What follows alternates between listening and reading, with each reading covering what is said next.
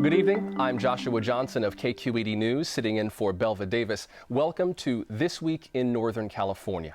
Joining me this week on our news panel are Hannah Dreier, Contra Costa Times Richmond reporter, Carla Marinucci, San Francisco Chronicle political writer, and Craig Miller, KQED's Climate Watch senior editor.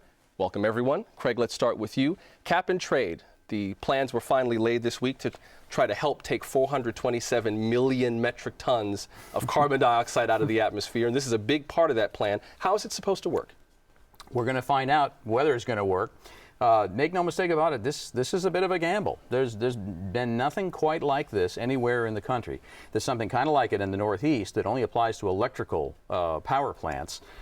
Europe, of course, has been doing it, but this is a sweeping, as you describe it, comprehensive plan, 600 facilities just in the first year alone, and then it builds from there, and complicated, and still very much a work in progress. As far as we've come, more than 4 years, built more than 1,000, they say, stakeholder meetings, tweaking this thing and fine-tuning it. There's still a lot to kind of figure out exactly about how this will work. It sounds like the general idea is to kind of commoditize carbon, to put a price on it so companies are disincentivized from using it. In fact, one figure I read said that it might be $36 per ton of carbon dioxide. How is the price factor supposed to work? So the idea is that the state comes in and they say, okay, all you guys who were covered by the program, here's your cap.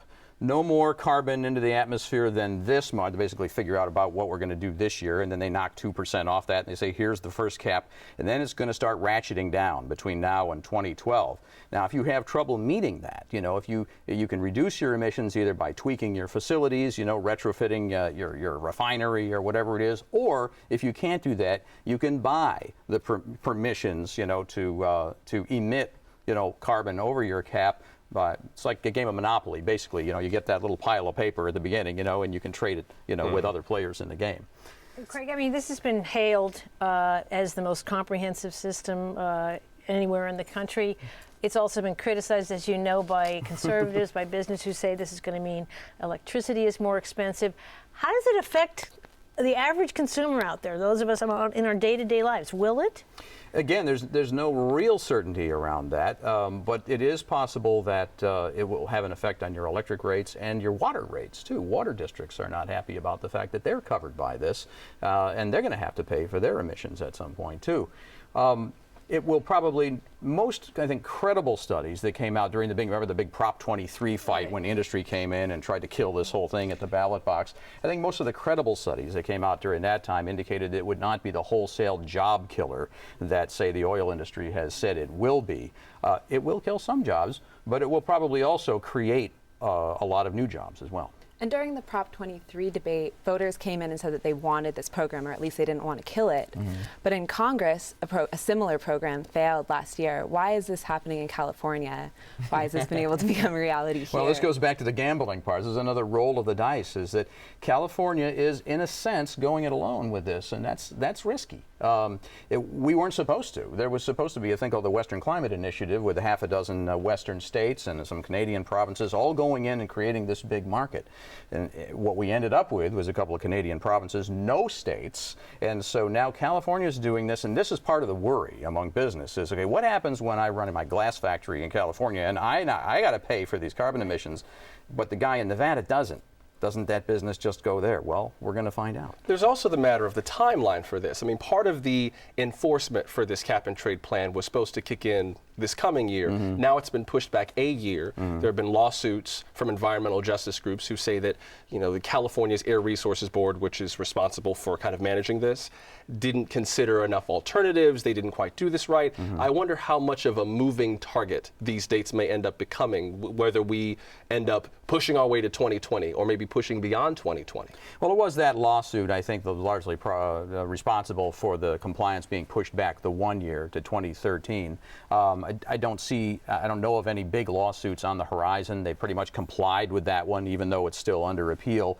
But there's still a lot of room for tweakage in the regulations themselves, not only between now and when it goes into effect, but even in the years after it goes into effect and is phased in. They say they're going to continue this dialogue with all of the stakeholders and use what they call adaptive management, to tweak the program as they go. I like that term, tweakage. Yeah, very accurate. What about with the economic situation the way it is? You mentioned other states have not signed on to this. I mean, is there a potential here for who knows what if the economy continues to go south? How does this affect business out there? You mentioned the competitive nature of business and the fact that some of them may go across the border to other states to do business. And if I could tag on to that, is because we're going to have to switch segments in a minute. Okay. Is the state ready for that? Yeah. Are they prepared for that? The biggest concern is this idea of leakage. That's what they call it. It's the term the wonks use about the jobs, going elsewhere when this happens. And there's also this idea of a haircut. Very quickly, I'll try to do this. That some facilities, there are benchmarks established, and if you run a facility that's not quite up to snuff in terms of its carbon intensity, like there's a refinery up here in Rodeo, for example, run by ConocoPhillips, that's going to have to pay more. It's going to have to pay for some of those allowances right off the bat, whereas some of its competitors may not have to, and those companies are worried about that too. But again, really hard to say exactly what the effects are going to be. Tweakage and leakage. Tweakage and leakage. Love it. Thank you, Craig. Hannah Dreier, the story about what's come out of Richmond City Hall just captivated me this week. This fight that broke out and the ongoing tensions between different parts of city government in trying to control gang violence that kind of butted heads last Friday. We're a week hence from that. Tell us what happened, first of all. Well, the problem is we don't know exactly what happened. We know that a group of men came into City Hall last Friday to participate in a city anti-violence program and got into a knockdown, drag-out brawl, threw around furniture, covered the walls and floor with blood. When the police came and they essentially followed a trail of blood to the city anti-violence offices, nobody would talk to them. Staff wouldn't talk to them, and the gang members who were still there wouldn't talk to them, wouldn't tell them who was there or what had happened. And there's a visual, by the way, the trail of blood leading to the anti-violence office. Exactly. And the other visual that stood out to me was this week's City Hall meeting, because several of them went up and the city leaders said, you have got to cooperate. And even the staff from this Office of Neighborhood Safety, as a block, said, we won't, because it'll ruin our efforts. Right. Well, the way that this office works, it's somewhat unconventional. The idea is that instead of just sending police out to the street to crack heads, they're getting community members, people who were on the streets themselves when they were younger, to go out and form relationships with people who are in gangs or might well be in gangs. And the idea there is that you build trust with them, and the people who work in the community in the anti-violence program say that they can't talk about these people. They can't tell the police what they did because it'll erode the trust, which is the point of the program. There's so many ironies in the stories that you've written on this, and I have to say, you wrote that the men who were fighting were there to collect checks from a city-administered life skills training fellowship, checks from $350 to $1,000 in an era of financial, fiscal concern. Doesn't this give a black eye to every kind of program? I mean, how do you justify a program where you're throwing out checks to guys who are, trying to kill each other? Yeah. What's the future of this kind of program? And doesn't this give a black eye to other programs like this all around the Bay Area? Well, this is a program in Richmond that serves about 40 young people, men 20 to 25, and gives them checks each month for engaging in life skills training. So that could mean an anti-violence course or getting your GED. And these men also have to not use guns, not engage in gun violence. And what the people who run the program are saying is that it could have been much worse. These men could have used guns. Instead, they just maybe broke somebody's nose, spilled some blood. So they're saying there's the glass half full here. Right. They're learning some life skills. They're following this program. But here's what kills me about to make a decision, though, right? Exactly. About how to go forward with this. Right? And here's what kills me about this, is that these guys, this office was on the 3rd floor of City Hall. There were supposedly 10 of these guys. Someone else in that building saw what happened. So it's not just the staff from this office, but it's the people in City Hall and near City Hall and around the community who seem to be kind of, when I was growing up, we called it no snitching. This whole idea of fear of speaking up, not just because you're complicit, but because you become a target. And if they could do this in Richmond City Hall, What are they going to do to me, miles from City Hall, if the police weren't even there when the fight happened? But that's another irony, because these are the same people, as you've written about, who always urge the local community to cooperate with the cops, correct? Exactly, and that's what's gotten a lot of people in town absolutely livid, that for years people have been coming into communities and saying you need to talk to the police, you need to tell people what you see. Richmond's been plagued with gang crime for years. Just this summer, 13 people were killed in the space of 2 months. And so there's been a huge effort to get people to work with the police. And now you have this office where they didn't witness a homicide, they witnessed a brawl, and they're not coming forward. And some of the people who work in the office are saying, well, it could put their lives at risk on the street. So then what happens now? That's what I was referring to before when I said somebody's going to have to determine where we're going to draw that line, beyond which you really got to tell somebody what happened. Right, Yeah. and what surprised us is that it's actually city policy that the people who work in this anti-violence program don't have to talk to the police. It's built into the program. These people are supposed to win the confidence of people on the streets. If need be, their boss can talk to the police. You see that holding up, though? Well, you know, as soon as these people witness a crime in an obvious way, everybody's looking at that policy. And now city leaders are talking about changing it, and there's going to be an independent investigation. Who runs ONS, this Office of Neighborhood Safety? The director is a man called Devon Bogan, and above him is the city manager, and above them, you know, So the above city him, the manager city council. is ultimately the one who's got to answer the council, explain what happened, and try to proffer some solutions to this. Yeah, and the city manager is doing the best he can. My understanding is that he doesn't have the whole story of what happened during this fight either. But he is in the process of reevaluating how this program is run. He's bringing in an outside party to look at it. The council's going to be looking at it as well. But these kind of programs are very popular. The city of Richmond is desperate to stop crime. They've tried cracking heads. So I think there's still a lot of support among city leaders for a program of this type. Gotcha. And I look forward to seeing what comes out of this and the whole change and the transition that takes place. Thank you, Hannah. Appreciate it. Carla Marinucci. Yes. Politics. Yes. Not just politics, but math and accounting and money. A lot of money missing. Kinde Durkee, that case finally started moving forward this week. There was supposed to be a hearing this week, That's but right, pushed there back was. to December. What happened? You know, an amazing story, Joshua. I got to say, I mean, this is a case, not exactly Bernie Madoff, but we're talking about a woman who for 20 years has really been a fixture in California political campaigns. And now the facts are starting to come out. Some people are saying as much as $25 million could be involved in this whole case. We heard at FPPC hearing, Dianne Feinstein kind of got a picture of what her campaign is missing. We're talking about almost $5 million from Senator Feinstein's campaign alone, and a whole bunch of other California politicians, most of them Democrats, who are missing hundreds of thousands of dollars. You're talking about Linda Sanchez, Loretta Sanchez, to the tune of $300,000 or more. How did this happen? You know, a lot of people are saying this is a woman who worked for 20 years in California politics.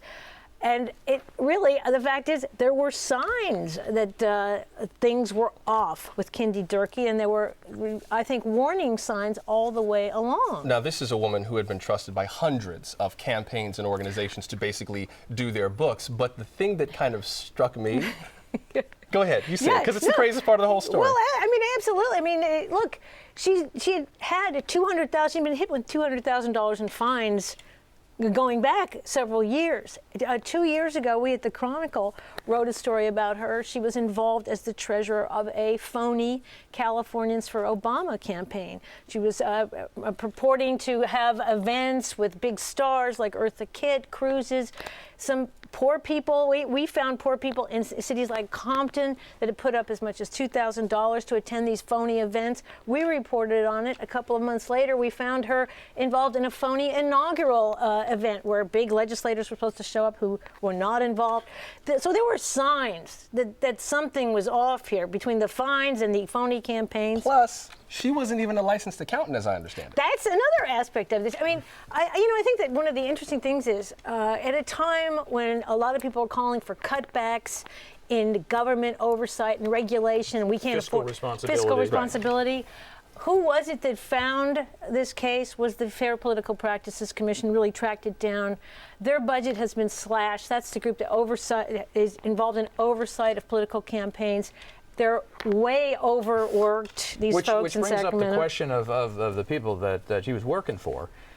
To what extent is this like the Enron CEO saying, well, I have no idea what goes on in my own company, and I'm not responsible for it? Yeah, I mean, what we've heard is, look, there are only in California about 5 or 6 people in the state who apparently can understand the complex campaign finance law. Now, I kind of find that hard to believe, but that's what the politicians are telling us, that these rules and regulations are so complicated that they really only a few people get trusted with them. That's why so many people apparently went to this woman and opened their books and their checkbooks to her in a way that is now proving to be just completely insane. How bad does that look for these elected officials who are supposed to be minding the public till? I think, again, that's a very good question. This is not good that there are so many Democrats involved here, and it has given the Republicans the ammunition to say, these are the people that are watching your tax dollars. Apparently they weren't watching their own. I think it could be a campaign issue, absolutely. I want to talk about Michelle Bachmann in town, but before we do that, I want to ask quickly. Average people who donated to these campaigns, average organizations that Kinde Durkee was involved with, how does this affect everyone else? I don't think it does. I mean, the question is, can they now donate again to these campaigns? Look, a lot of these people who wrote big checks will write again campaigns. So I don't think for average people, it's the campaign coffers that are most at risk there. Gotcha. Quickly, Michelle Bachmann, she was in town. I know you were stunned that there was nary a protester, no opponents, nobody threw glitter on her. No, but nothing. Everything was peace and love. And we expected, she was speaking at the Commonwealth Cup, she had a standing room only crowd there, and it was a love fest, I have to say.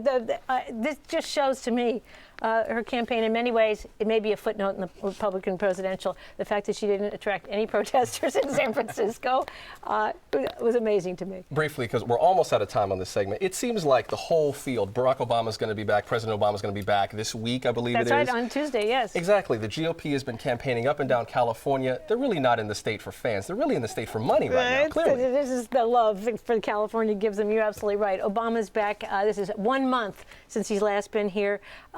Rick Perry is coming back. They're all coming back. California's the ATM for all these campaigns. And even for Michelle Bachmann, apparently she did a couple of fundraisers in San Francisco while she was here. So must be nice. Carla Marinucci of the San Francisco Chronicle, Hannah Dreier of the Bay Area News Group, and Craig Miller of KQED. Thank you.